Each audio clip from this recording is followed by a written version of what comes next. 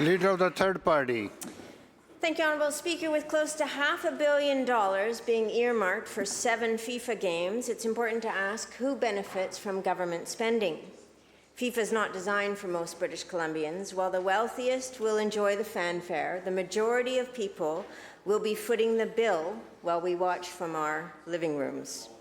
Meanwhile, BC has the lowest taxes on people who earn $150,000 or more, making a mockery of our progressive taxation system and eliminating that most Canadian value, fairness.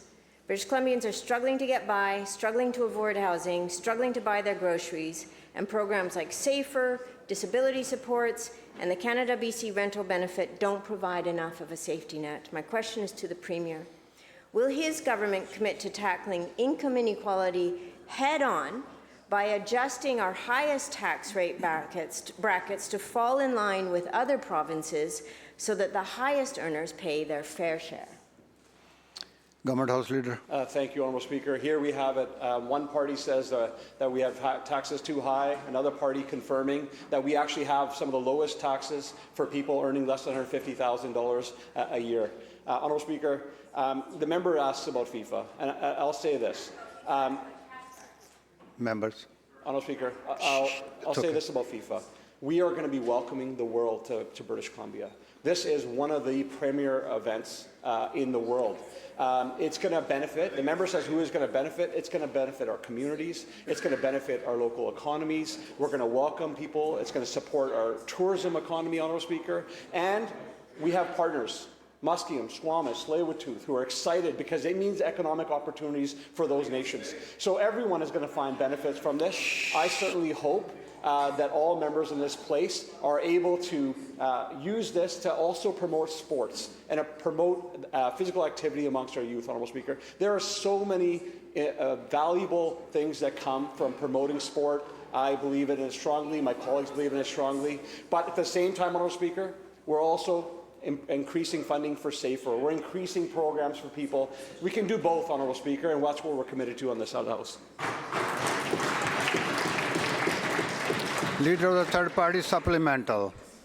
Thank you, Honourable Speaker. My question was about income tax brackets for the highest earners in British Columbia. Inequality has gotten so bad that we now casually talk about the cost of living, the cost of just meeting basic needs to stay alive. This government's failure to address wealth inequality is evident not only in its willingness to fund FIFA, but not to ensure that everybody in BC has housing. While people struggle, the oil and gas sector keeps taking record profits. The federal government's failure to bring in a windfall profit tax means that $4.6 billion in revenues that could help all of these people who need it across this country and in this province was just left off the table. Instead of meeting the basic needs of people in BC, this government has subsidized the dirtiest industry in the world. My question again is to the Premier. Will the Premier commit to advocating for a windfall profit tax on the oil and gas sector? Government House Leader. Thank you, Honourable Speaker. There was many comments made in that question. I'll start with housing. There is no government in this country that is investing at the levels we are into affordable housing. We're the only province, Honourable Speaker, that's funding housing for Indigenous people on and off reserve. We have funding available for communities throughout the province. We have projects opening everywhere. And the member talks about inequality. I can assure the member that every one of my colleagues got into politics to address inequality.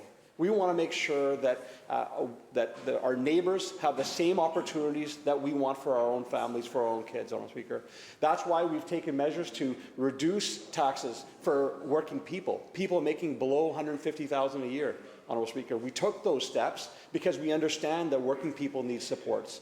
We have many more initiatives that we're going to be doing in the future, Honourable Speaker, but we are committed, I can assure that member, we are committed to addressing inequality in all of our work that we do.